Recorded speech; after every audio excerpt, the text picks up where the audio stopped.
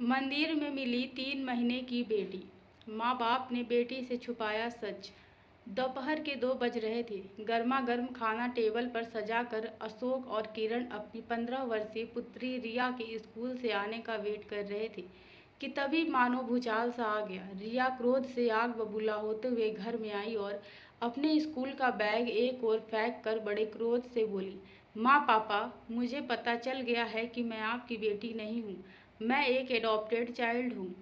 कौन है मेरे असली माता पिता? बोलिए, मुझे जवाब दीजिए। अशोक और किरण को सदमे में देखकर वह जोर जोर से रोती हुई अपने कमरे में चली गई और कमरे का दरवाज़ा अंदर से बंद कर लिया। अशोक और किरण की हालत तो ऐसी हो गई कि जैसे काटो तो खून ही खून। क्या करे क्या ना करे, कुछ समझ नहीं आ रहा था उन दोनों को। शाम को जैसे तैसे करके रिया से दरवाज़ा खुलवाया गया। अशोक ने उसे पास बैठाते हुए कहा, देख बिटिया, जैसे कि तुमको अब पता चल ही गया है कि तुम हमारी गोद ली हुई बेटी हो। ये बात 100% सही है। आज से 15 साल पहले की बात है। मैं और तुम्हारी माँ एक मंदिर में दर्शन करने गए थे। तभी एक छोटे बच्चे के रोने की आवाज़ हम दोनों के कानों में पड़ी और हम लोग आवाज़ सुनकर वहाँ पहुँचे तो देखा कि एक छोटी सी 2 या 3 महीने की बच्ची रो रही थी। वह बच्ची तुम थी बेटा।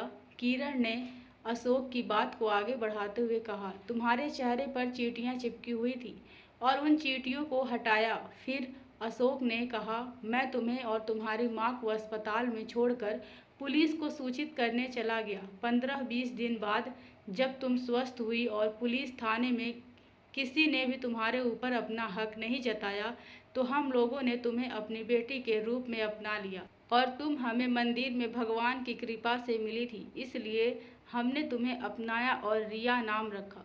किरण बोली, हम दोनों ने तुम्हारी परवरिश बिल्कुल फूलों की तरह की है। बचपन में जब तुमको जरा भी खांसी या सर्दी होती थी तो मेरी रातों की नींद उड़ जाती थी। तुम्हें बुखार होने पर तुम्हारे पापा की सारी रात बेचैनी से टहलते हुए बीतती थी। तुम्हारा प्यार कहीं बट ना जाए इसलिए हम दोनों ने अपनी खुद की संतान ना पैदा करने का फैसला लिया। आंसुओं से भरी आंखों और रोते हुए स्वर में रिया बोली, माँ पापा, मुझे माफ़ कर दीजिए। आपने तो मुझे जीवन दान दिया है और मैं आपको कितना गलत समझ रही थी। ये बात आपने मुझे पहले क्यों नहीं बताई? उसके प्रश्न का उत्तर देते हुए किरण बोली, वह इसलिए मेरी लाडो क्योंकि मुझे कभी ऐसा लगा ही नहीं कि तुम्हें पैदा करने वाला कोई और है। मुझे तो हमेशा यही महसूस हुआ कि तुम मेरी ही कोख से पैदा हुई हो। अपनी माँ किरण की बात सुनकर रिया बिलख बिलख कर रोने लगी। उसे चुप कराने की कोशिश में किरण भी फुट फुट कर रोने लगी। पास खड़े अशोक भी अपनी आंखों में से छलकते हुए आंसुओं को रुमाल से पोंछ रहा था। धन्यवाद दोस्तों।